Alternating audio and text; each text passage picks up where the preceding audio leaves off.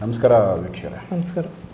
So Naveen ಅವರು ಒಂದು ಆಸ್ತಿ ವಿಚಾರಕ್ಕೆ ಸಂಬಂಧಪಟ್ಟಂತೆ ಕೆಲವು ಕೇಸುಗಳನ್ನ ಹ್ಯಾಂಡಲ್ ಮಾಡಿದ್ದಾರೆ.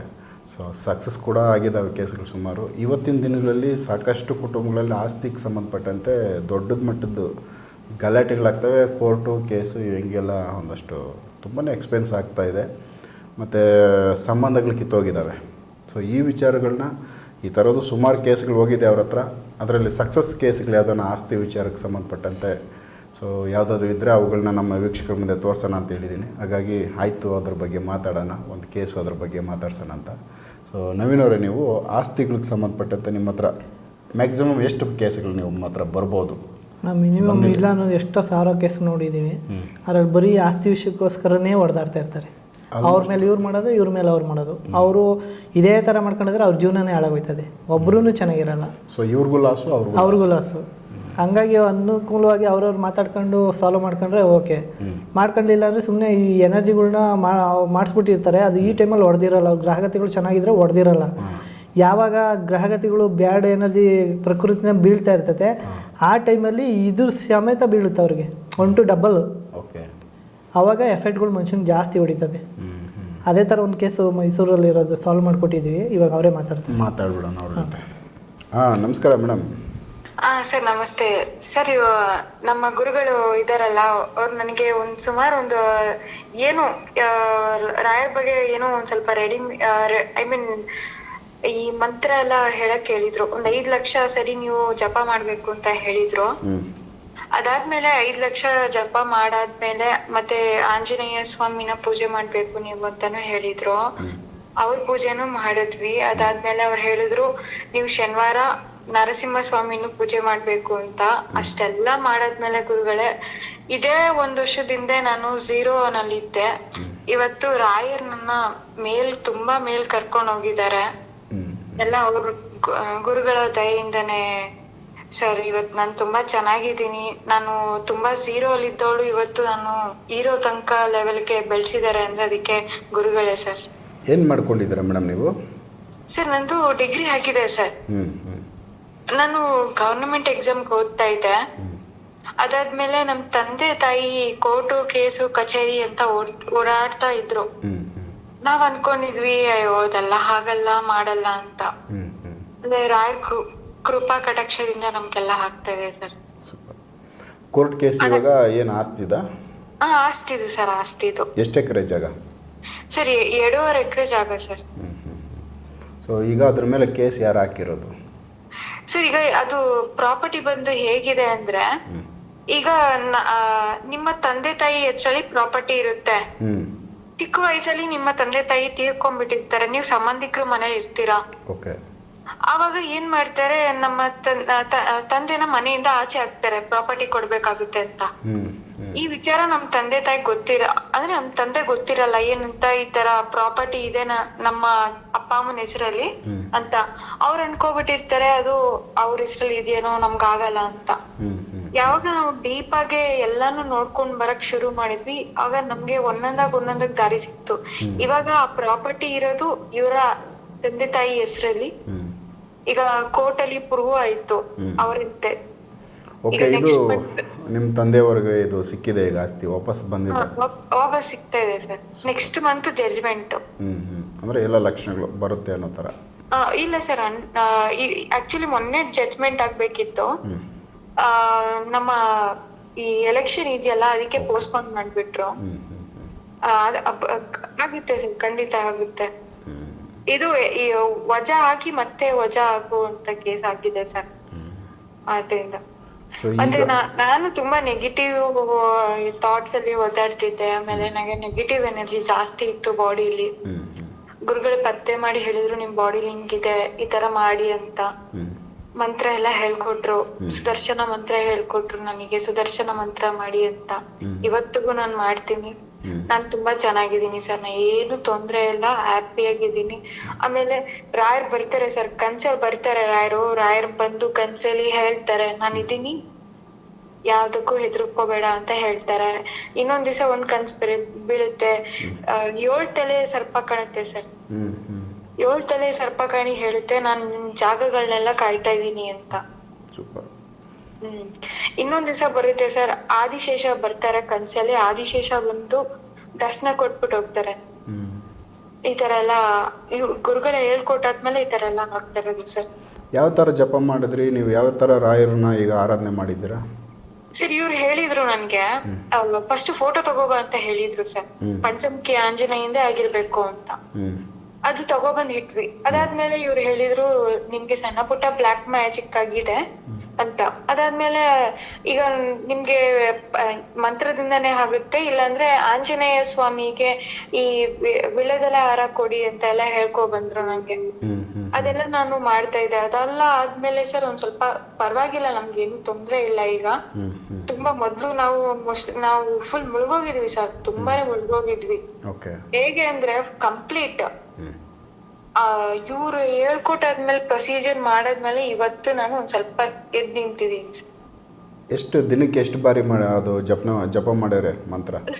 ದಿನಕ್ಕೆ 5,000 ಜಪ ಮಾಡ್ಬೇಕು ಅಂತ ಹೇಳಿದ್ರು ಸರ್. ನೀವು ಮಾಡಿದಿರಾ? ಮಾಡಿದ್ರಿ, ನಾನ್ ಮಾಡಿದೆ ಸರ್. ಡೈಲಿ ಮಾಡ್ಯಾರ ಇಲ್ಲ ಬರೀ ಗುರುವಾರ? ಇಲ್ಲ ಸರ್, ನಂಗೆ ಅವ್ರು ಕೊಟ್ಟಿದ್ದು 108 ದಿವಸ ಕೊಟ್ಟಿದ್ರು. ಅಷ್ಟ್ರಲ್ಲಿ ನಿಮ್ ಜಪ ಆಗ್ಬೇಕು, 5 ಲಕ್ಷ ಜಪ ಆಗ್ಬೇಕು ಅಂತ ಹೇಳಿದ್ರು. ನನ್ ಲೈಫ್ ಅಲ್ಲೇ ಸರ್ ನನ್ ಗುರುಗಳನ್ನ ರಾಯನ ನಾನು ಆರಾಧನೆ ಮಾಡ್ತೀನಿ ಅನ್ಕೊಂಡೇ ಇರ್ಲಿಲ್ಲ. ನಾನು ಆ 5 ಲಕ್ಷ ಮಾಡಾದ್ಮೇಲೆ ಸರ್ ನನ್ನ ಇಡೀ ಲೈಫ್ ಸ್ಟೈಲು ನಂದು ಏನೇನಿದೆ ಪ್ರತಿಯೊಂದು ಚೇಂಜ್ ಆಗೋಯ್ತು ಸರ್. ಸೂಪರ್. ಅನುಭವ ನಿಮ್ಗೆ ಸಿಕ್ಕಿದೆ, ಅನುಭವ ಆಗಿದೆ ನಿಮ್ಗೆ? ಸರ್ ತುಂಬಾನೇ ಆಗಿದೆ. ನಾನು ತುಂಬಾ ಯೋಚನೆ ಮಾಡ್ತಿದ್ದೆ, ಅಯ್ಯೋ ಏನ್ ಮಾಡೋದು, ನನ್ ಮದ್ವೆಗೂ ದುಡ್ಡಿರಲ್ಲ, ಏನಕ್ಕೂ ದುಡ್ಡಿರಲ್ಲ, ಏನ್ ಮಾಡೋದು. ನಮ್ ತಂದೆಯವರು ಸರ್ ಡಯಾಲಿಸಿಸ್ ಪೇಷಂಟ್. ಅವ್ರೊಬ್ಬರಿಗೆ ತಿಂಗಳಿಗೆ 30,000 ಖರ್ಚಾಗುತ್ತೆ. ಬರೋಬ್ಬರಿ ಒಂದ್ 25 ಲಕ್ಷ ತನಕ ಹಾಸ್ಪಿಟಲ್ಗೆ ಹೋಗೋಗಿದೆ ಅವ್ರು ಉಳಿಸ್ಕೊಳಕ್ಕೋಸ್ಕರ. ನನ್ಗೆ ಏನು ದಾರಿನೇ ಇಲ್ಲ, ಮದ್ವೆ ಮಾಡ್ಕೊಳಕ್ಕೆ ನನ್ಗೆ ದಾರಿ ಇಲ್ಲ. ನಾನು ಇನ್ನ ಹೋಗ್ತಾ ಇದ್ದೀನಿ. ಈ ಕೋರ್ಟ್ ಕಚೇರಿ ಮತ್ತೆ ಇನ್ನೊಂದು ಎಕ್ಸ್ಟ್ರಾ ಪ್ರಾಪರ್ಟಿನೂ ಕೊಡ್ಸಿದ್ದಾರೆ ನಮ್ಗೆ ರಾಯರು. ಇದು ಕೋರ್ಟ್ ಕಚೇರಿ ಬಿಟ್ಟು ಇನ್ನ ಎಕ್ಸ್ಟ್ರಾ ಕೊಡ್ಸಿದ್ದಾರೆ ಸರ್. ಅದು ರಾಯರ್ನ ಪೂಜೆ ಮಾಡಾದ್ಮೇಲೆ ಈಗ ಸತ್ಯಾಗ್ರಹ ಸೌಧ ಇದೆಯಲ್ಲ ಸರ್, ಆ ಸತ್ಯಾಗ್ರಹ ಸೌಧ ಇಂದ ಹಿಡಿದು ಇದು ಕೊಲ್ಲಿ ಸರ್ಕಲ್ ಅಂತ ಬರುತ್ತೆ, ಅಲ್ಲಿ ತನಕನೂ ಜಾಗ ನಮ್ದು ಅಂತ ಈ ನಡುವೆ ಗೊತ್ತಾಗಿದೆ. ಅದಾದ್ಮೇಲೆ ಸರ್ ಈಗ ನಾನು ಗವರ್ನಮೆಂಟ್ ಆಫೀಸಿಗೆ ಬರೋಬ್ಬರಿ 50 ಎಕರೆ ಜಾಗ ಬರೀ ಇದಕ್ಕೆ ಹೊಂಟೋಗಿದೆ ಸರ್. ನಮ್ಮ ಗವರ್ನಮೆಂಟ್ಗೆ ಹೊಂಟೋಗಿದೆ. ಅದು ಅನುದಾನ ಎಲ್ಲ ತಗೋಬೇಕು. ಓಡಾಡ್ತಾ ಇದೀನಿ, ಗುರುಗಳ ಹತ್ರ ಮಾತಾಡಿದೀನಿ. ಗುರುಗಳು ನಿಮ್ ಪೂಜೆ ಮಾಡ್ಕೊಡ್ತೀನಿ ಅಂತ ಹೇಳಿದ್ದಾರೆ ಸರ್ ನಮ್ಗೆ. ಒಳ್ಳೇದಾಗ್ಲಿ. ಸೊ ಈಗ ನಿಮ್ಮ ಕುಟುಂಬದಲ್ಲಿ ನಿಮ್ಮ ತಂದೆ, ನೀವು ಮತ್ತೆ ತಾಯಿ ಎಷ್ಟು ಜನ ಇದ್ದೀರಾ ನೀವು? 4 ಜನ ಇದ್ದೀವಿ ಸರ್. ನಾನು, ನನ್ನ ತಮ್ಮ, ಅಮ್ಮ, ಅಪ್ಪ. ಈಗ ಸಂಪಾದನೆ ಮೂಲ, ಈಗ ನೀವು ಓದ್ತಾ ಇದ್ದೀನಿ ಅಂತ ಹೇಳಿದ್ರಿ. ಸರ್ ಸಂಪಾದನೆ ಮೂಲ ಅಂದ್ರೆ ಅದೇ ಎಕ್ಸ್ಟ್ರಾ ಪ್ರಾಪರ್ಟಿ ಸಿಕ್ತು ಸರ್ ನಮ್ಗೆ. ಇಷ್ಟು ದಿನ ಪ್ರಾಪರ್ಟಿಯಲ್ಲಿ ಏನಿದೆ ಅದನ್ನ ಮಾಡ್ಕೊಂಡ್ ಬರ್ತಾ ಇದೀವಿ ಸರ್. ಸರ್ಕಾರದಿಂದ ಅನುದಾನ ಬರ್ಬೇಕು ಸರ್. ಆ ಅನುದಾನನೇ ತುಂಬಾ ಬರೋದಿದೆ. ಅದ್ ಬಂದ್ರೆ ಸರ್ ನಮ್ಗೆ ನನ್ ಮನ್ಸಲ್ಲೂ ನಾನು ಏನು ಅನ್ಕೊಂಡಿರ್ಲಿಲ್ಲ ಸರ್. ನಾನ್ ತುಂಬಾ ಎಷ್ಟು ಸರ್ ಹೇಗಾಯ್ತು ಅಂದ್ರೆ ಇದು ಈ ಪ್ರಾಪರ್ಟಿ ಬಂದು ಸರ್ 60-70 ವರ್ಷದ ಪ್ರಾಪರ್ಟಿ. ಆ ಪ್ರಾಪರ್ಟಿ ಬಂದು ಗವರ್ನಮೆಂಟ್ ಗೆ ಸೇರ್ಕೋಬಿಟ್ಟಿದೆ. ಪಾಪ ಆಗಿನ ಕಾಲದಲ್ಲಿ ಓದಕ್ಕೆ ಬರೆಯಕ್ಕೆ ಎಲ್ಲ ಬರ್ತಿರ್ಲಿಲ್ಲ ಇವ್ಗಳಿಗೆ, ನೋಟಿಸ್ ಬರ್ತಾ ಇತ್ತು. ಅವಾಗ ಗೊತ್ತಾಗ್ತಿರ್ಲಿಲ್ಲ. ಇವಾಗ ನಾವು ಅದೇ ಕೋರ್ಟು ಕಚೇರಿ ಅಂತ ನಿಂತಾಗ ಮೂಲ ಪತ್ರ ಅಂತ ತೆಗೆಯಕ್ ಹೋದಾಗ ನಂಗೆ ಈ ವಿಚಾರ ಗೊತ್ತಾಗುತ್ತೆ, ನಮ್ಮದು ಜಾಗ 50 ಎಕರೆ ಹೋಗಿದೆ ಅಂತ. ಇವತ್ತವರೆಗೂ RTC ಅಕ್ವೈರ್ ಆಗಿದಂತ ಡೀಟೇಲ್ಸ್, ಅಕ್ವೈರ್ ಆಗಿರುವಂತ ಥಿಂಗ್ಸ್ ಎಲ್ಲ ನಮ್ಮ ಹತ್ರ ಇದೆ ಸರ್.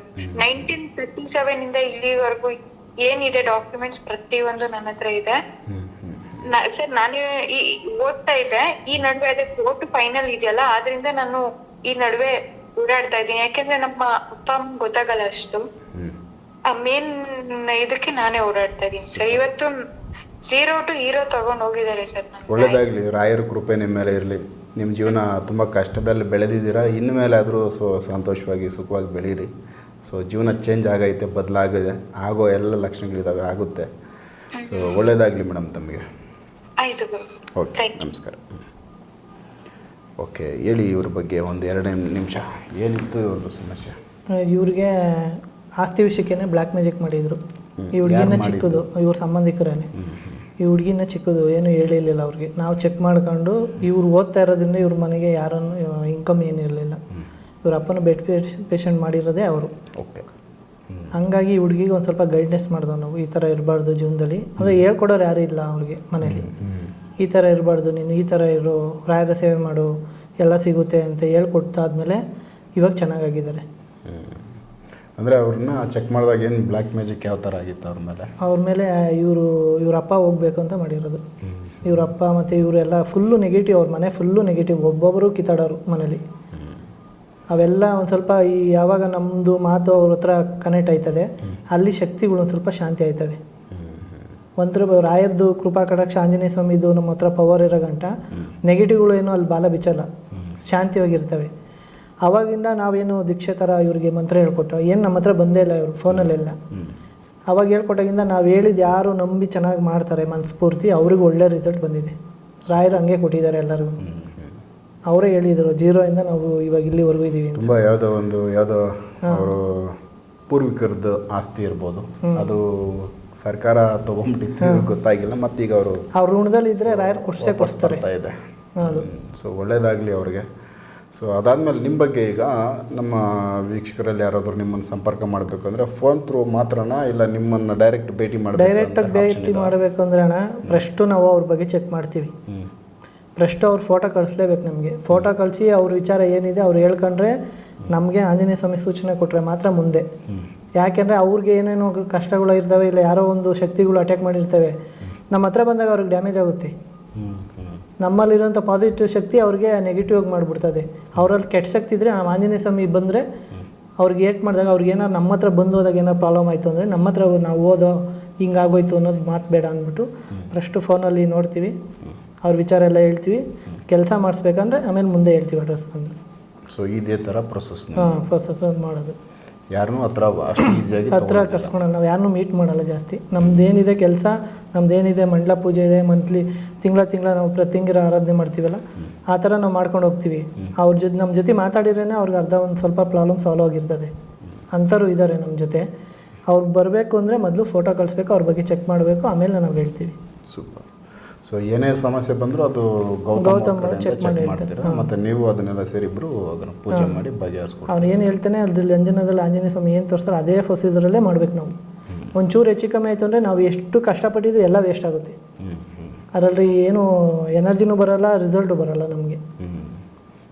ಸೊ ಅದಕ್ಕೋಸ್ಕರ ಇಷ್ಟೊಂದು ಸ್ವಲ್ಪ ಕಟ್ನಿಟ್ಟಾಗಿ ನಾವು ಅಷ್ಟೇ. ಜನಗಳು ಯಾವ್ಯಾವ ಥರ ಇರ್ತಾರೆ ಅನ್ನಂಗೆ ನಾವು ಅವ್ರ ಹತ್ರ ಎಲ್ಲ ಭೇಟಿ ಆಗಂಗಿಲ್ಲ. ನಮ್ಮಲ್ಲಿರುವಂಥ ಶಕ್ತಿಗಳು ನಮಗೆ ಪ್ರಾಬ್ಲಮ್ ಮಾಡ್ತವೆ. ಭಾರಿ ಮಡಿಯಿಂದ ಮಾಡಬೇಕು ಇವೆಲ್ಲ. ಸೊ ವೀಕ್ಷಕರೇ, ಯಾಕಂದರೆ ಇದೊಂದು ಅವ್ರ ಬಗ್ಗೆ ಒಂದು ಸಣ್ಣ ಪರಿಚಯ, ಅದಾದಮೇಲೆ ಒಂದು ಒಳ್ಳೆಯ ರಿಸಲ್ಟ್ ರಾಯರ ಮುಖಾಂತರ ಅವರದ್ದೊಂದು ಕೃಪೆ. ಅವರಿಗೆ 101 ದಿನ ಹೇಳಿದ್ರ ನೀವು? 108 ದಿನ ರಾಯರದೊಂದು ಮಂತ್ರ ಜಪ ಮಾಡೋಕ್ಕೆ ಹೇಳಿದ್ದೀರಾ. ದೀಕ್ಷೆ ಥರ ಹೇಳ್ಬಿಟ್ಟು ಅವ್ರಿಗೆ ಈ ಥರ ಪ್ರೊಸೀಜರಲ್ಲಿ ಈ ಥರನೇ ಮಾಡ್ಕೊಂಡು ಹೋಗ್ಬೇಕಮ್ಮ ನೀನು ಅಂತ ಹೇಳಿ ಕೊಟ್ಟಿದ್ದಕ್ಕೆ ಅವರು ನಂಬಿಕೆ ಮಾಡಿದ್ರೆ ಮಾತ್ರ ಈ ಥರ ರಿಸಲ್ಟ್ ಬರುತ್ತೆ. ಅವರು 100% ಫುಲ್ಲಾಗಿ ನಂಬಿ ಮಾಡಿದ್ದಾರೆ.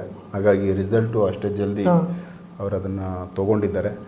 ಸೊ ಇದೆಲ್ಲ ಒಂದಷ್ಟು ವಿಚಾರಗಳು ನಿಮ್ಮ ಗಮನಕ್ಕೆ ತೊಗೊಂಬಂದಿದ್ವಿ. ಯಾರಿಗೆ ಈ ವಿಡಿಯೋಗಳು ಹೆಲ್ಪ್ ಆಗುತ್ತೆ ಅಂಥವ್ರಿಗೆ ಈ ವಿಡಿಯೋಗಳನ್ನ ಶೇರ್ ಮಾಡಿ. ಸೊ ಕೆಲವ್ರಿಗಾದರೂ ಇದು ಅವಶ್ಯಕತೆ ಇರೋರಿಗೆ ಬಳಕೆ ಆಗಲಿ ಅಂತ ನಾವು ಭಾವಿಸ್ತೀವಿ. ಸೊ ನೆಕ್ಸ್ಟ್ ಬೇರೆ ವಿಚಾರಗಳನ್ನ ನವೀನ್ ಮತ್ತು ಗೌತಮ್ ಅವ್ರ ಜೊತೆ ಮಾತಾಡ್ತಾ ಹೋಗ್ತೀನಿ. ಎಪಿಸೋಡ್ಗಳು ನೋಡ್ತಾ ಹೋಗಿ ವೀಕ್ಷಕರೇ. ನಮಸ್ಕಾರ.